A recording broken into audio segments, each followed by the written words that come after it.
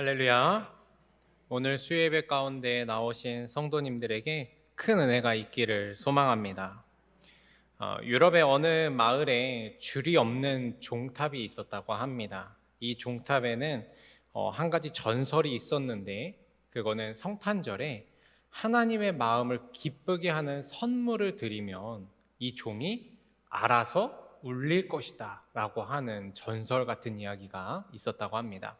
그래서 이 이야기를 듣고 수많은 사람들이 와서 금은보화를 바치기 시작했습니다. 부자와 귀족들이 값지고 비싼 것들을 내놓기 시작했는데, 아무리 좋은 선물을 갖다 바쳐도 이 종이 울리질 않는 겁니다. 그 이야기를 듣고 어느 나라의 왕이 찾아왔다고 합니다. 그리고 그 왕이 그 앞에다가 자신의 왕관을 딱 내려놓았습니다. 그래도 종이 울리지 않았습니다. 사람들은 생각했습니다. 이 왕이 이렇게 왕관을 바쳤는데, 이거는 사실 세상에서 바칠 수 있는 것 중에 가장 큰 것인데, 이것으로도 종이 울리지 않는다면 아마 허황된 이야기일 거다라고 생각을 했답니다. 그렇게 몇 년이 좀 흘렀습니다. 사람들이 이 이야기에 대해서 이제 잊혀져 갈 때쯤에 갑자기 종소리가 마을에 울리기 시작한 겁니다. 사람들은 놀라서 종 밑으로 뛰어갔습니다. 대체 누가 뭘 바쳤길래 이 종이 울렸을까? 막 뛰어가 보니까 종 아래에는 동전이 한 입 놓여져 있었습니다. 어떻게 된 건가 살펴보고 나니까 한 가난한 농부가 성탄절에 예배를 드리러 가야 되는데, 예배 드리러 가다가 힘들어하고 있는 어떤 사람을 만나서 그 사람을 도와주다가 예배를 드리지 못한 거예요. 그래서 그 헌금, 자기가 가지고 있는 가장 작은 동전 한 잎을 그 종 밑에다 놓았다고 합니다. 그리고 그 동전 한 잎이 종을 울리게 된 거지요. 마을 사람들은 이것을 보고 깨달았다고 합니다. 하나님은 마음을 받으시는 분이구나. 어떤 중요한 거, 어떤 비싼 것보다 마음을 중요하게 여기시는 분이구나 라는 걸 깨달았다고 합니다. 저는 세상의 모든 신앙 중에서 예수 믿는 게 제일 어렵다고 생각을 합니다. 왜냐하면 예수님은 우리의 외적인 것을 보는 분이 아니라 우리의 중심을 보시는 분이기 때문에 그렇습니다. 성경은 구약과 신약을 통틀어서 계속 이야기합니다. 너희의 중심을 하나님이 보신다. 사무엘상 16장 7절 말씀에 내가 보는 것은 사람과 같지 아니하니 사람은 외모를 보거니와 나 여호와는 중심을 보느니라 하시더라. 로마서 2장 29절에 오직 이면적 유대인이 유대인이며 할례는 마음에 할지니 영에 있고 율법 조문에 있지 아니한 것이라. 그 칭찬이 사람에게서가 아니요 다만 하나님에게서니라. 그렇습니다. 하나님은 항상 이 외형적으로 대단한 것이 아니라 그 중심을 보시는 분입니다. 그렇기 때문에 하나님 앞에서는 가식이나 내숭이나 심지어는 예의 범절도 통하지 않습니다. 하나님은 중심을 보시는 분이기 때문에 그렇습니다. 오늘 여러분과 함께 읽은 본문은 사도 바울이 빌립보라는 지역에서 경험한 일입니다. 빌립보라고 하는 곳은 우리가 잘 알고 있듯이 사도 바울과 실라가 감옥에 갇혀서 이 어렵고 힘든 가운데서도 하나님께 기도하고 찬양했더니 감옥 문이 열리고 묶여있던 모든 것들이 풀어지는 역사가 일어났던 곳이지요. 이렇게 거대한 역사가, 아주 특별한 이야기가 이 안에 있다 보니까 여기에 묻혀서 잘 드러나지 않는 이야기가 있습니다. 바로 그 감옥에 갇히기 전에 있었던 사도 바울의 귀신을 쫓는 사역이 있었다라는 것입니다. 바울과 실라가 감옥에 갇히기 전에 이 빌립보라는 곳에 도착을 하게 됐어요. 그래서 하나님의 말씀을 전하는데 때마침 거기에 그 자색 옷감을 팔고 있는 루디아라는 여자를 만납니다. 이 루디아는 하나님을 좀 믿던 사람이었는데 이 바울과 실라의 복음을 듣고서는 마음의 문이 열려서 이제 세례를 받고 즉 예수 그리스도를 믿는 그리스도인이 되지요.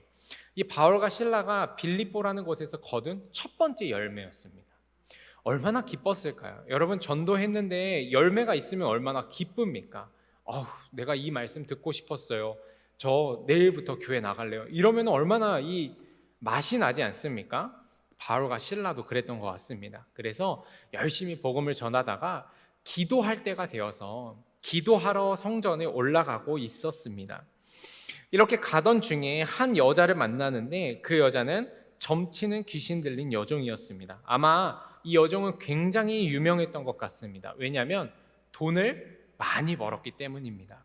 오늘 본문 말씀 16절에 보니까 우리가 기도하는 곳에 가다가 점치는 귀신 들린 여종 하나를 만나니 점으로 그 주인들에게 큰 이익을 주는 자라라고 하죠. 성경을 보면 작은 이익이나 그냥 이익도 아니고 큰 이익이라고 합니다. 다시 말해 이 지역에서 용하다고 소문난 사람이었던 겁니다. 당시에 점치는 모습은 보통 어떤 초자연적인 그 능력을 가지고 복화술을 좀 이용했다고 합니다. 그래서 그 복화술로 사람들에게 길흉화복, 미래에 대해서 좀 알려주었다고 해요. 아마 어떤 모습인지 좀 이해하기 어렵다면 우리나라의 무당을 좀 생각해 보면 좋을 것 같습니다. 저는 한 번도 가본 적이 없는데 여러분들 중에 어쩌면 가보신 분이 계실지도 모르겠습니다. 계신가요? 지금은 안 다니시죠? 네. 그렇게 가서 보면 이 무당들이 신을 뭐 받았다라고 하면은 갑자기 목소리가 변한다던가 아니면 눈빛이 변한다던가 이러면서 이제 점괘를 내려준다고 하죠. 그리고 그렇게 점을 받고 난 다음에 꼭 뭘 냅니까? 모른 척 하시는 건가요? 모르시는 건가요? 복채를 내야 되죠. 그죠? 그래서 돈을 얼마 주고 와야 됩니다. 바울과 실라는 기도하러 가던 길에 이런 사람과 만나게 된 겁니다. 그러자 그 여인이 갑자기 소리를 막 지르기 시작을 했어요. 17절에 나와 있습니다. 그가 바울과 우리를 따라와 소리질러 이르되 이 사람들은 지극히 높은 하나님의 종으로서 구원의 길을 너희에게 전하는 자라 하며, 이 귀신 들린 여인은 바울과 실라가 하나님의 종으로 구원의 길을 너희에게 전하는 사람이다 라고 말하며 복음 전파를 도와주고 있어요. 복음 전파를 도와주는 모습을 보여줍니다. 이렇게 하루 이틀이 아니라 여러 날을 쫓아다니면서 그럽니다. 그런데 그 다음에 나오는 말이 참 특별하게 느껴집니다. 18절의 첫 부분에 보면 이같이 여러 날을 하는지라 바울이 심히 괴로워하여. 성경은 이 여인으로 하여금 바울이 심히 괴로웠다라고 말합니다. 바울은 이 일이 너무 싫었던 겁니다. 이 여자가 쫓아다니면서 소리를 지르는 게 정말 너무 싫었어요. 한번 생각해 보았습니다. 부족하지만 제가 바울이라고 한번 생각을 해봤습니다. 그리고 빌립보가 아니라 충주에 복음을 전하러 왔다라고 한번 생각을 해봤습니다. 충주에서 복음을 딱 나가서 노방전도를 막 하고 있는데 충주에서 가장 유명한 무당이, 충주에서 누구든지 이름만 들으면 알만한 무당이 저한테 다가오는 겁니다. 그러면서 여러분, 이 사람의 말씀을 들으십시오. 이 사람이 전하는 것은 진짜 복음입니다. 진짜 구원의 길입니다. 이렇게 말하면 그럼 안 되지만 좀 좋을 것 같아요. 이게 굉장한 간증거리 아닙니까? 그렇죠? 제가 나중에 설교할 때도 막 제가 복음 전도를 딱 나갔는데 무당들이 막 와가지고 저한테 이 말씀이 진짜 하나님의 말씀이라고 믿으라 막 이랬다고 한다면, 여러분 이게 사실 뭐 쉽게 생각하면 홍보 효과가 굉장하지 않습니까? 웬만한 CF 뺨치는 것처럼 대단한 일인 겁니다. 그래서 저는 좀 좋지 않을까라는 생각을 해보게 되었습니다. 어쩌면 이 여종이 바울이 복음을 전하는 일에 도움이 되지 않았을까 하는 생각도 들었습니다. 사람들이 바울과 실라, 예수님은 몰라도 이 여자는 아니까 사람들이 모여들지 않았을까요? 심지어 이 여인이 한 말이 틀린 말도 아닙니다. 오히려 맞는 말이에요.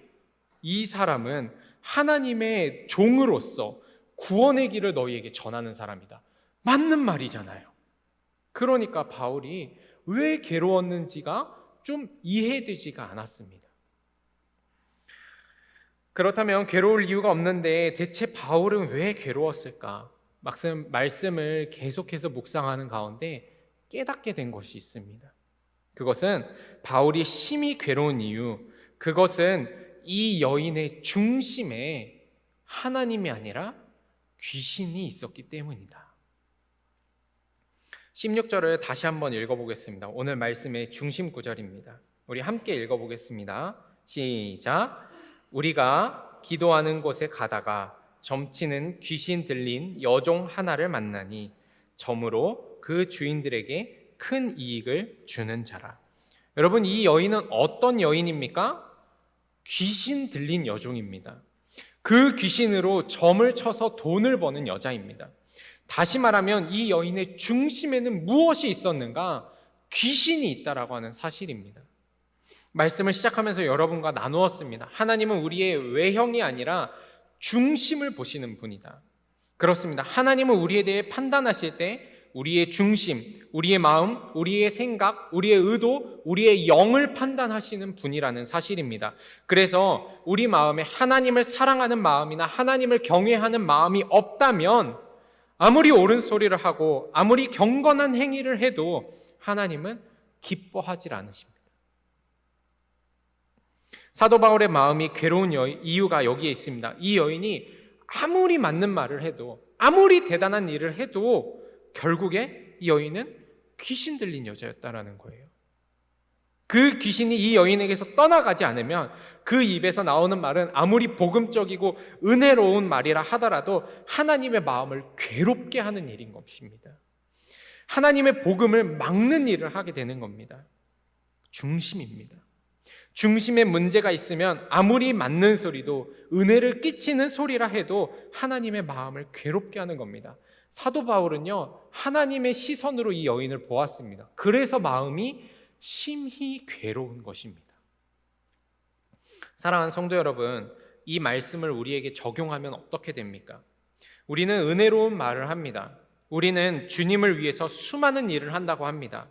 우리가 참 경건해 보이고 교회에서 옳은 말을 하고 다른 이들에게 칭찬받는다고 해도 내 마음에, 내 중심에 하나님이 계시지 않으면, 우리의 중심에 세상의 영과 인간적인 탐욕, 죄악이 있다고 한다면 우리는 하나님의 마음을 괴롭게 하는 자가 된다는 사실입니다.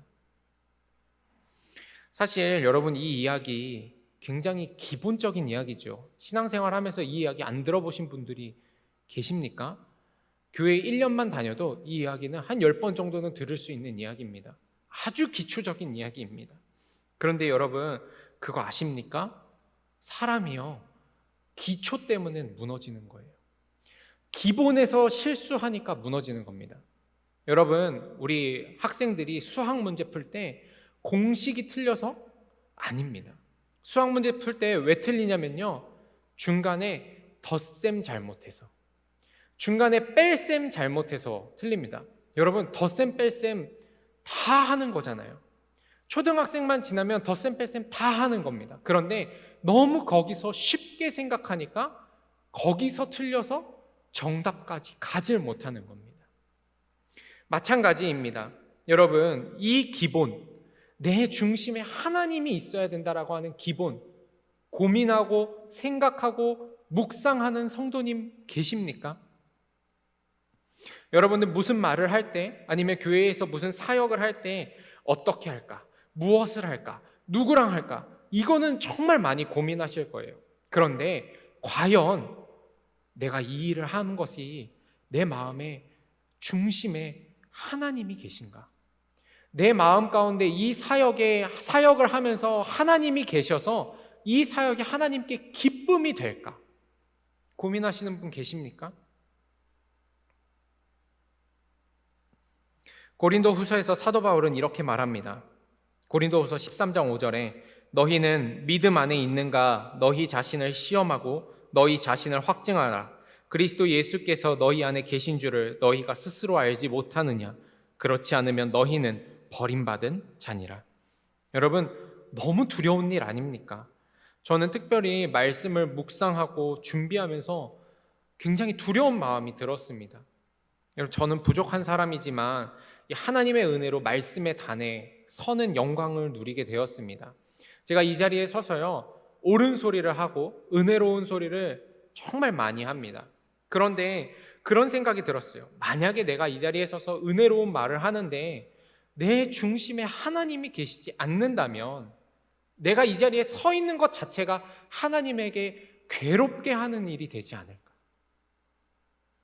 야, 내가 진짜 이 자리에 설 때 무엇을 놓고 기도해야 될까? 주님, 은혜를 끼치게 하소서. 이게 아니라 주님, 내가 하나님을 품고 이 자리에 서게 하소서.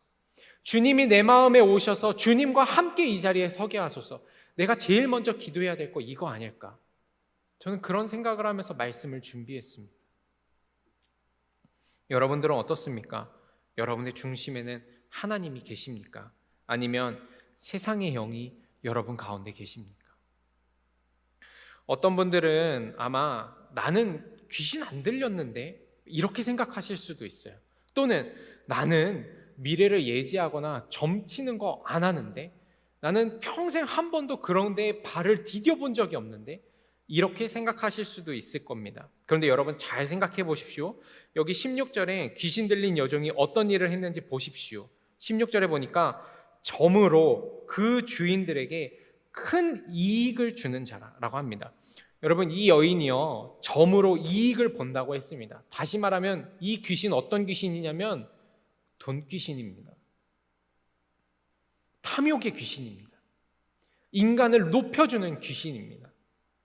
사도 바울은 먼 훗날 영적 아들 디모데에게 편지를 쓰면서 이렇게 말했습니다. 디모데후서 3장 1절에서 4절에 너는 이것을 알라. 말세에 고통하는 때가 이르러 사람들이 자기를 사랑하며 돈을 사랑하며 자랑하며 교만하며 비방하며 부모를 거역하며 감사하지 아니하며 거룩하지 아니하며 무정하며 원통함을 풀지 아니하며 모함하며 절제하지 못하며 사나우며 선한 것을 좋아하지 아니하며 배신하며 조급하며 자만하며 쾌락을 사랑하기를 하나님 사랑하는 것보다 더하며. 여러분, 우리 마음에 이런 마음이 있다면 그 사람은요, 어쩌면 그 중심이 세상에 잡혀 있는 사람일 수 있다는 겁니다. 사도 바울은 이어서 디모데에게 이렇게 말합니다. 디모데후서 3장 5절에 보니까 경건의 모양은 있으나 경건의 능력은 부인하니 이 같은 자들에게서 내가 돌아서라. 이런 사람들, 중심에 하나님이 없고 자기를 사랑하고 자기를 높이고 돈을 사랑하는 사람들, 경건의 모양이 없는 게 아니라 경건의 능력을 부인하는 자. 모양은 경건하고 겉모습은 화려하고 겉모습은 은혜롭지만 그 속에는 능력이 없고 경건의 모양으로 인해서 오히려 하나님이 괴로워하신다. 그렇습니다. 귀신이 들렸다고 하는 것은 결국 하나님의 영, 성령이 아니라 내 안에 세상의 영이 있다라고 하는 것입니다. 내 의도와 동기와 목적이 하나님께 영광이 아니라 나를 위하고 세상적인 목적을 위한다고 하는 것입니다. 여러분은 어떤 마음으로 교회를 다니십니까? 어떤 목적과 어떤 중심을 가지고 신앙생활 하십니까? 어떤 사람은 자기가 하는 일에 도움이 좀 되려고 교회에 다닙니다. 또 어떤 사람은 정치적인 목적을 가지고 교회에 나오는 사람도 있습니다. 또 어떤 사람은 영업사원인데 교회에 가면 영업하려고 교회에 나오는 사람도 있습니다. 그러나 여러분, 진짜 그리스도의 목적은 하나여야 될 줄로 믿습니다. 하나님을 사랑하는 것, 예수님을 사랑해서 교회에 나와야 된다는 것입니다. 예수님을 사랑하고 하나님이 너무 좋아서 교회에 나오고 예배 생활도 드리고 신앙생활도 하고 주를 위해서 사역도 감당하는 겁니다. 물론 처음부터 하나님을 막 사랑하는 마음이 넘쳐가지고 교회에 나오는 사람은 사실 많지 않습니다. 인생이 좀 힘들어서 기도하면 좀 나을까 싶어서 어떻게 신의 힘을 좀 빌려보고자 교회에 나올 수도 있어요. 그러나 그 신앙의 끝은 결국 똑같아야 됩니다. 하나님이 내 중심에 오시는 것, 이게 우리의 신앙의 목적이고 이게 우리의 신앙의 끝부분이어야지 된다라고 하는 사실입니다. 여러분, 한 번 더 물어보겠습니다. 여러분의 마음에는 하나님이 계십니까? 여러분의 중심은 하나님이 보시기에 기뻐하실 만한 중심입니까? 어쩌면 오늘 이 여인의 이야기를 여러분 들으시면서 마음에 좀 찔림이 계신 분이 계실 수 있을 것 같습니다. 성도 여러분, 오늘 이 시간 하나님이 우리 각 사람의 영적인 눈을 열어주시기를 소망합니다. 그래서 우리의 중심에 하나님이 계신지 영적인 눈이 열려서 보게 되는 역사가 있게 되기를 소망합니다. 그렇다면 어떻게 해야 하나님의 마음을 괴롭히지 않는 성도가 될 수 있을까? 어떻게 해야 하나님이 내 중심에 오셔서 하나님께 기쁨이 되는 성도가 될 수 있을까? 오늘 말씀 18절에 나와 있습니다. 함께 읽어보도록 하겠습니다. 시작. 이같이 여러 날을 하는지라 바울이 심히 괴로워하여 돌이켜 그 귀신에게 이르되 예수 그리스도의 이름으로 내가 내게 명하노니 그에게서 나오라 하니 귀신이 즉시 나오니라. 예수 그리스도의 이름으로 귀신을 쫓아내는 겁니다. 내 안에 악한 영을 쫓아낸다는 것은 결국 주님이 내 안에 머무신다라고 하는 것입니다. 여러분, 우리가 노력한다 그래서 우리의 중심이 바뀌는 게 아니에요. 우리가 노력한다 그래서 내 안에 있는 악한 영들이 떠나는 게 아닙니다. 내가 노력한다 그래서 죄의 멍에가 벗겨지는 것이 아닙니다. 오직 예수 그리스도, 예수님의 이름으로 우리를 깨끗하게 하고 우리를 변화시켜야 될 줄로 믿습니다. 예수 그리스도의 능력이 우리 안에 임할 때 악한 영이 떠나게 되는 것입니다. 인간적인 탐욕이 언제 사라집니까? 성령님이 오실 때 내가 인간적인 탐욕이 사라지고 하나님의 영광을 바라보는 은혜가 나타나게 되는 것입니다. 나를 붙잡는 죄의 멍에로부터 언제 자유할 수 있습니까? 예수 그리스도의 이름으로, 예수 그리스도의 이름을 내가 믿고 입으로 시인할 때 그 일이 일어나게 되는 줄로 믿습니다.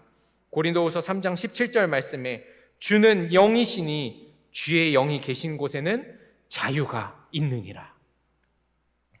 주님이 우리를 자유하게 하실 줄로 믿습니다. 그것이 십자가의 능력이요 그것이 예수님의 권능인 줄로 믿습니다. 사랑하는 성도 여러분, 여러분의 중심에는 누가 앉아 있습니까? 이제는 예수님이 우리의 중심에, 우리의 왕의 자리에 앉으셔야 할 줄로 믿습니다. 지금까지는 어쩌면 하나님의 마음을 괴롭게 하는 성도였을지도 모릅니다. 괜찮습니다. 오늘 여러분 기도하시는 가운데 예수 그리스도의 이름을 의지하십시오. 그러면 이전까지의 모습은 지나가고 보라 새 것이 되었도다. 이전에는 하나님을 괴롭게 하는 성도였을지 모르지만 이제는 하나님을 기쁘시게 하는 성도, 하나님이 내 중심에 들어와서 나를 다루어 가시는 성도가 될 줄로 믿습니다. 오늘 예수의 마음을 가져서 하나님께 기쁨을 올려드리는 복된 성도가 되시기를 소망합니다. 기도하겠습니다.